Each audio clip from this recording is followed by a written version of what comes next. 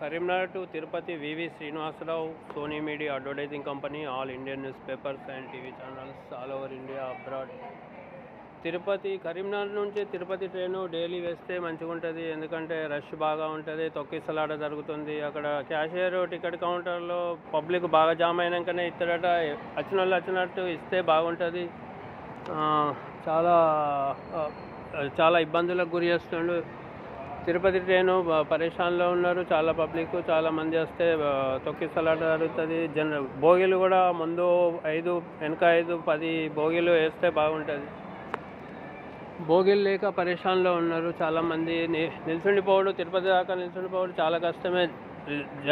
General టికెట్లో బోగీలు పెంచాలి. రిజర్వేషన్కు చాలామందికి రిజర్వేషన్లో సంవత్సరం పొడవునా రిజర్వేషన్ దొరుకుతూనే లేదు. అసలు టికెట్లు అమ్ముకుంటున్నారు. రైల్వే మినిస్టరు దీని మీద స్పందించి ఎంబడే యాక్షన్ తీసుకోవాలి.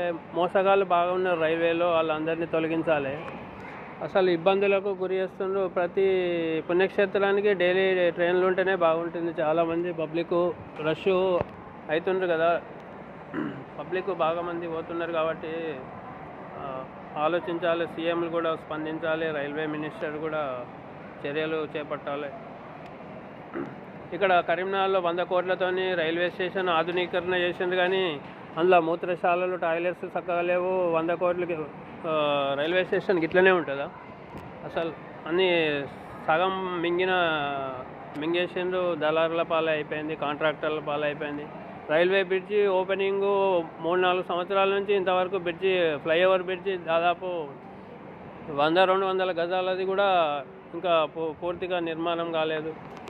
రైల్వే మినిస్టర్ తొందర ఇది చూసి యాక్షన్ తీసుకోవాలి. డబ్బంతా